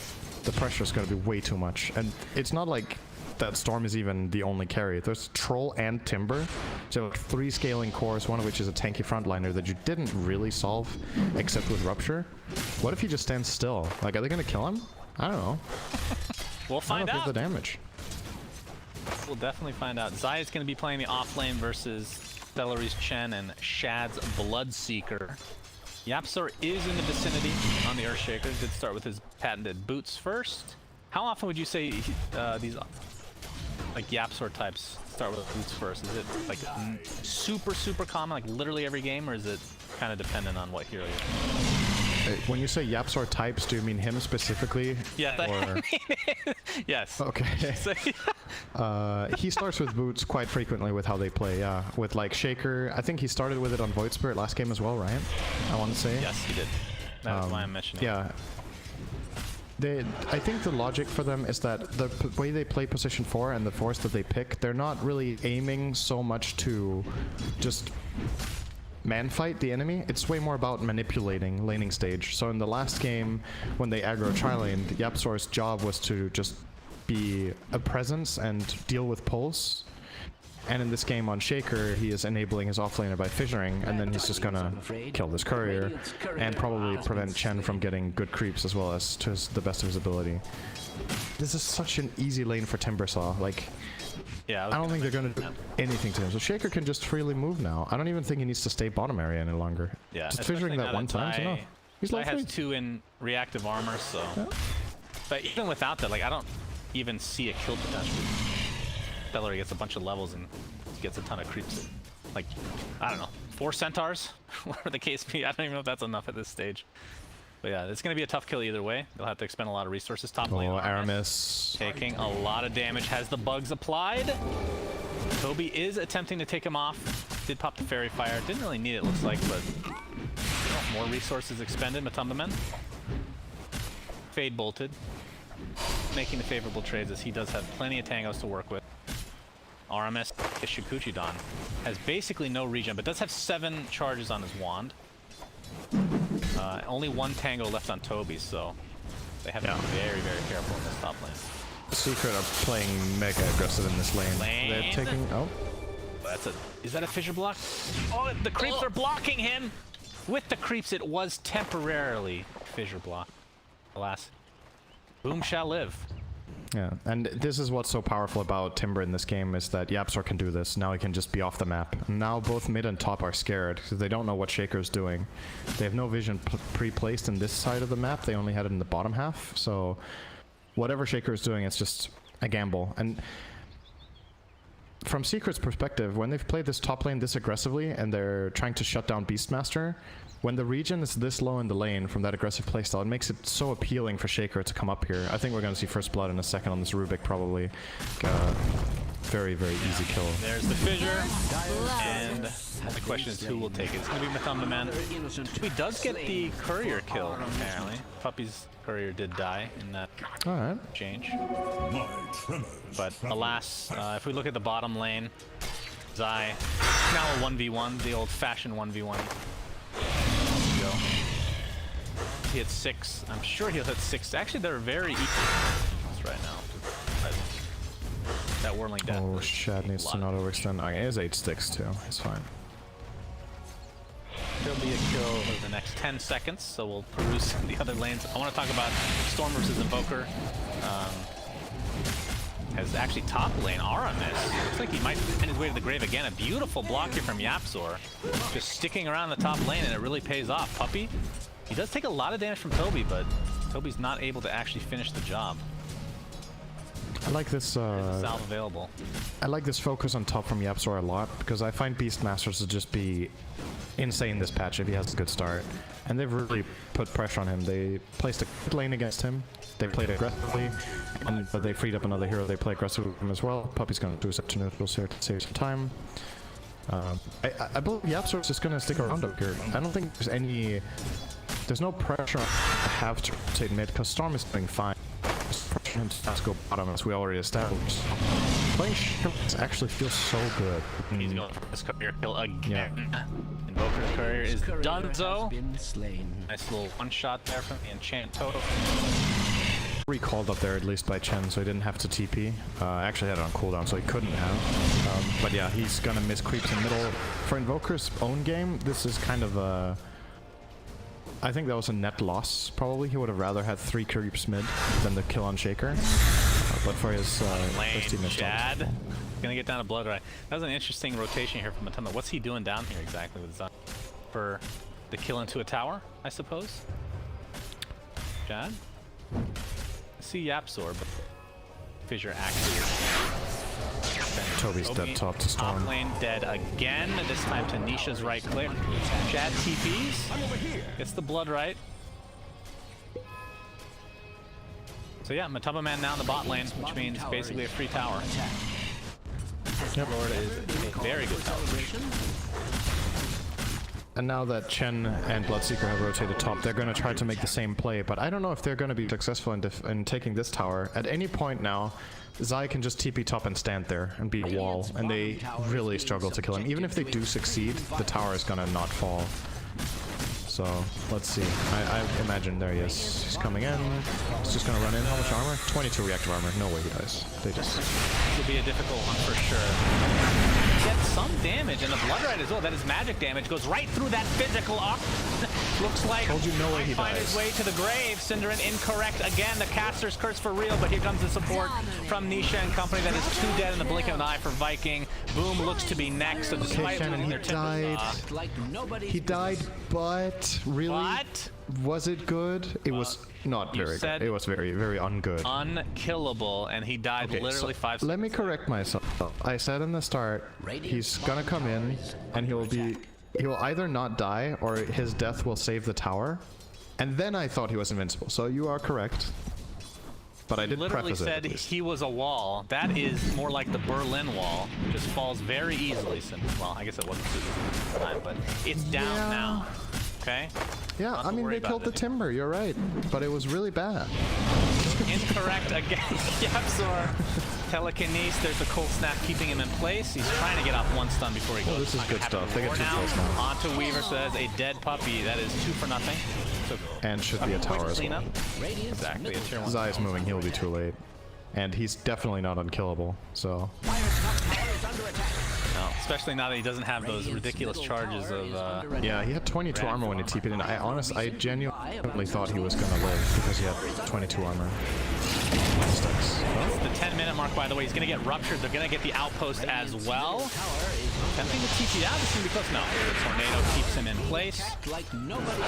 And a nice little turnaround there. It will be an exchange of outposts, it looks like. No, now they didn't get the tower. Actually, they rotated the whole team over to defend the outpost, or to claim it, rather. It's happening now. I'm not scared. Rightfully so. Puppy finds a courier. Man, a lot of couriers dying. It's like Matamba Man is going for the Yasha into what exactly? Do you actually go SNY still? Do you... I guess if you go for... It's too... Is it too late for Battle Fury after Yasha? Why wouldn't just go straight for Battle Fury in that case? I think it's okay. Radiant's middle tower is under attack. I think Battle Fury is probably what he's gonna do, because the game is in a good spot for them, and they know what how this game's gonna go, right? Based on overall strategy that they feel favored in a farming game. So I think going Battle Fury is completely fine. Maybe he gets the Yasha just to cover his bases a little bit in case they really ramp up the tempo. Puppy's dead top, by the way. Doing a pretty good job here, but Rupture just lost way too much. Ruptured, quite efficient. Shad looks like he just finished his meal.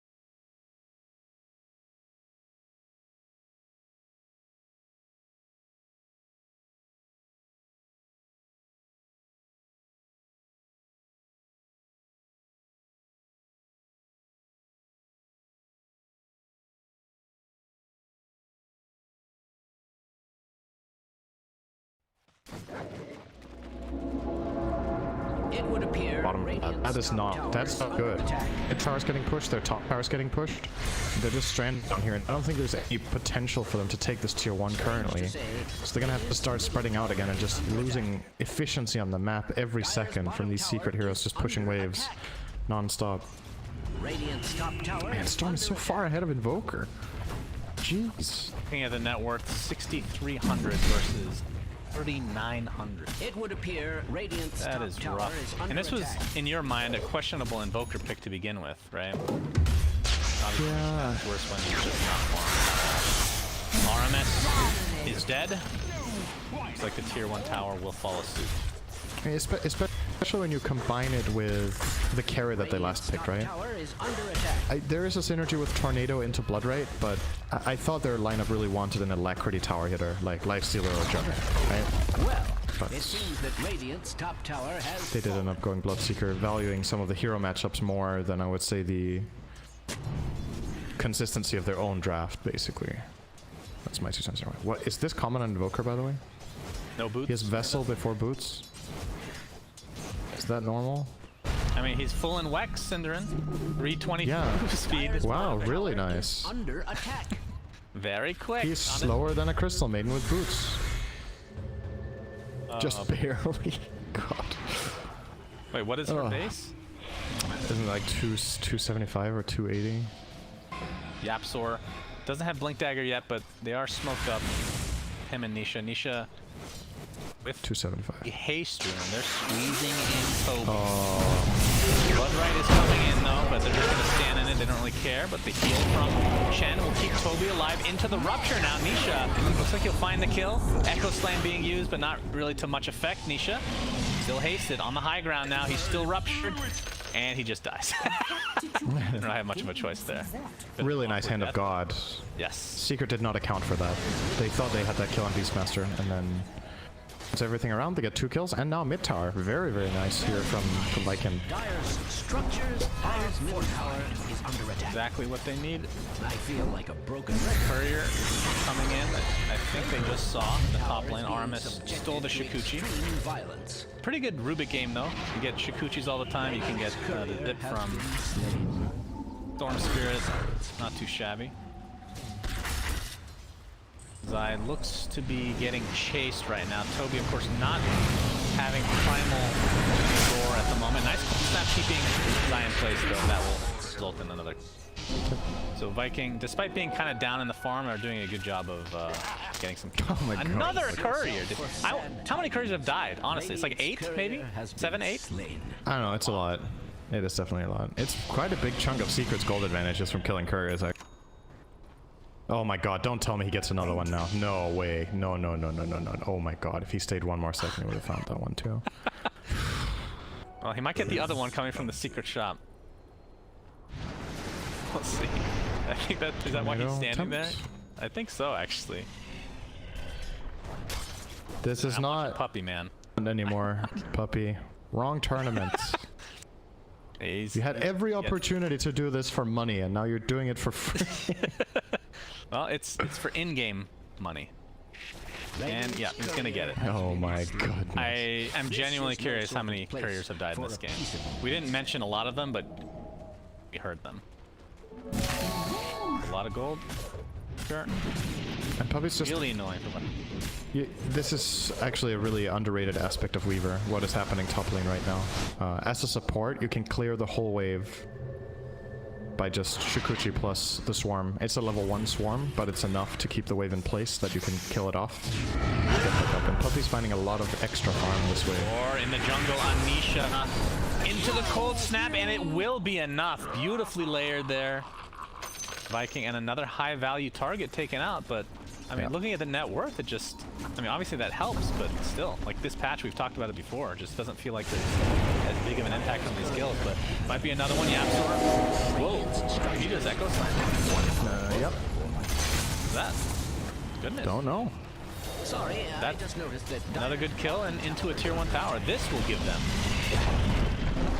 Yep. Dire's bottom bottom tower has Be around the 2K mark. Viking are they're making some good moves right now to try to get themselves into a better position in this game. Getting these 2 towers really opens up for Beastmaster to look for kills together with Invoker. Their lineup is kind of coming together at this point. The slight concern I still have for them is item timings on Secret. Zai now has a Yule, so he has a solution to the Vessel. The Weaver Ags is actually, you know, Puppy is progressing at an alarming rate toward this.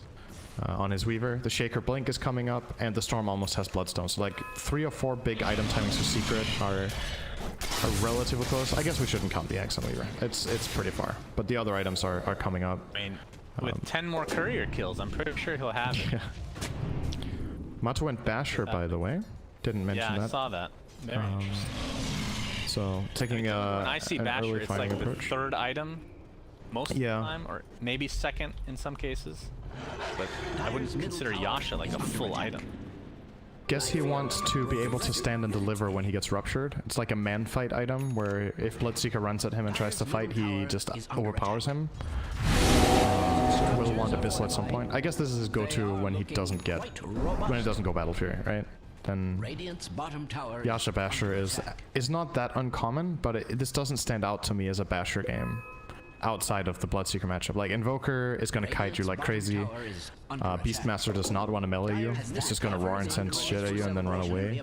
And the 2 supports on Viking's side are not exactly, you know, in reach for him most of the time. So I don't know, how good is it as a farming item? It might be a really good farming item too. So it's 25 damage and then 25% for another 100 damage. That's not bad. Zai is still not seen in the bot trees, along with Nisha. Not sure if they're trying to set something up. Oh no. Hiding. Storm, TP out. Tornado's gonna miss, and he'll be fine. A lot of time being wasted here. Maybe they should use a courier to scout so that it dies and they can get double-digit courier. So yeah, Puppy's just being this annoying pest. This top lane, repeatedly getting these not only courier kills, but the pushing the lanes and whatnot. And I mean, you were saying he's not. I mean, you're saying that Ags is far away. It's actually not that far away anymore. He already gained 1,000 golds. They saw him.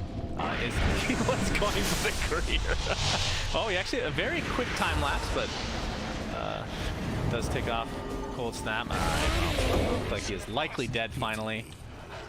Did require, you know what this reminds me of? Though. This reminds me of Ad Finem, maybe next time playing Bounty Hunter. Like, just actually placing offensive wards around the enemy base and just running around trying to kill couriers. And when the enemy team is finally pissed off enough, they show up with 3 or 4 heroes to guarantee the kill, and then they still feel bad about themselves afterwards because they brought 3 or 4 heroes to get that kill on the support, right? It's really reminding me of that. Just that this Weaver is also killing waves, which Bounty Hunter obviously wasn't. So it's like almost an improved version in some aspects. It's like the amount of space that he's generating when you think about it, right? It's not enough space in this case. Roshan has like nicely done. So again, the timing in the mid game for their lineup. Has that ever been cause for celebration? I mean, Shad is 1,000 gold ahead of everybody in the game right now. Has a Maelstrom BKB. Yeah. What's he gonna rupture here? A lot of levels. There's oh, goodness gracious, Zai. That is quite a bit of damage, my friend. He will easily be cleaned up as a result. Puppy, is he actually, I was going to say, he's going for another courier kill, but no, it looks like it might be a Chen. But he will Shikuchi away now. I'm sure they have some PTSD with these courier kills. Be careful. Lokin is actually, considering the amount of wave pressure they're under, they're doing a really good job at finding moves. Oh no, not again. It's honestly just sad at this point. He's 1,000 from Ags now. Oh. Yeah. So they are under a lot of wave pressure. They are finding moves. They are making kills and getting Roche. But can they press high ground is the question here. Because you're playing into Shaker plus Storm, Timber. The high ground defense from Seeker is really good, and so is the wave clear. So at some point, you have to find a convincing enough fight that you can really push to end the game. Like, even if Secret lose all the tier 2 towers by now, I think it's a job well done from them. It's not... They're not in a bad enough position. Are you serious? Another courier? No way! They plainly saw him standing there. What in God's name? All right, there's a certain point where He's not even dying. gotta see it Oh coming. my god. I don't understand. His teammates were pinging him too, like, dude, you're courier, you're courier. And then literally 6-7 seconds later, it dies. Is under attack. How much gold have they made off couriers this game? Is there actually just no way of seeing that in any way in the game, including afterwards? There isn't, right? Not that I know. There's no couriers killed stat anywhere unless you have like Lay Earth or something running. Yeah, I'm sure there's a site you could go to, but I'm not sure.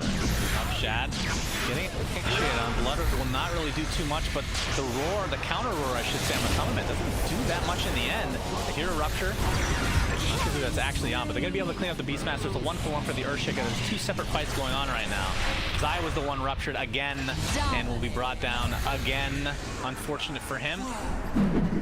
Ends up being a 2-for-2 is now Puppey and Matumba look to be on the run, and Shad still with that Aegis intact. Nice cold snap into the blood right. Looks like the ult will be popped by Troll, which will only delay the inevitable death here. And boom. It's fun seeing him run after a Bloodseeker that's more than hasted. So he just can't. He just kept running at him and couldn't ever catch up. Yeah. Puppey, And Viking didn't even have to expend Aegis there. That's nice. They have 2 more minutes on that. I believe Puppey is getting his Ags delivered now. This is when things get kind of dicey. Yeah. Right? Not even just with that combo you were talking about, just in general. Fighting against a Weaver with Ags is so hard. I think this is the best partner for it in the whole game, though. Playing it with Storm is so insane. Like, let's see here. So, gonna get the kill. I imagine he'll flash. There you go. He just gave 800 mana. Excellent. It's basically Omega Coddle. Yeah, that sounds about right. If there were more heroes there, Nisha could have kept going. Like, if you think about it, this mechanic with Storm is actually so busted, because the only limitation the hero has, or the primary one later in the game, is not cool, where in theory if you have infinite mana, you're invincible, right? You just keep jumping on and never be targetable and deal damage. And you can do that for like a good 10 seconds on Storm usually, or maybe a bit more if you have a really good game with the farm, but then you're out of juice. I just do it twice. Like, what the hell?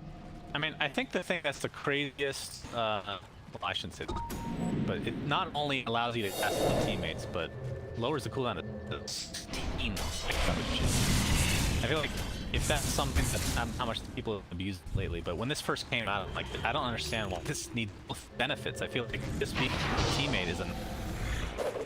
Yep. I actually I think this might be the best item in the whole game on my like list right now. How I don't know. Rubik would have something to say about that. Cinder. Rubik would die. Rubik is dead. Primal Ronda B. Maybe Time lapse himself. He's fine. Well, he's a man though. He has Arcane Ring. Actually find him. There we go. Another Shikuchi. Where's the courier? No courier. No courier before he dies. You never know though. Still has time. If he gets another mana here, he's dead. The bounty rune is so. Has that ever been cause for celebration? Well, meanwhile, bottom lane, a little bit of pressure being applied, but not any real damage. Tower. Oh, let's do some optimization talks and it's Nisha has the Orc to go with Bloodstone right as the Dargon Lion and Chen, who is mad. Matumba Man finishes BKB, so has the Basher 10-second BKB. Ultra. That's pretty strong. Yeah, he's peaking right now. Oh, well, saying that might be unfair because it makes it sound like he's gonna fall off, but it's his first like really big peak of the game. Until now, I've kind of been at the mercy, honestly, almost of Invoker. Like, you can get messed up so hard by like Ice Wall, Cold Snap. There's Rubik with any stolen spell that has a slower stun. Like, there's way too many problems. Now it's only Roar. He can power through Rupture with Battle Trance to not Battle Trench the Bloodseeker. The one guy can't catch. Oh my god, kill bot. They gave him again. Yeah, kill onto Puppey. Oh, it is. So I mean that's fair trade if you're Viking here. Yeah, that's good. Very happy with that. She's for away. Can you talk to me about casual plate mail on Zai? I feel like he was going for Lotus against like archer and whatnot, but then Still changed is. his mind. Okay, he's okay. He switched back. No. Okay, switching again. Maybe you just want This this. doesn't feel like the most Sanj's valuable. value though. Sanj is really good against Bloodseeker. Get the status distance, you get the self amp from reactive armor. It's a really good item on Timbersaw in general. Sometimes you would even see Timber by Kaya as a potential item builder. I mean, it's not very common. There's the standalone item is really good on this hero. I don't think you need it for Rush Lotus either. I actually think this build order is really good in this game.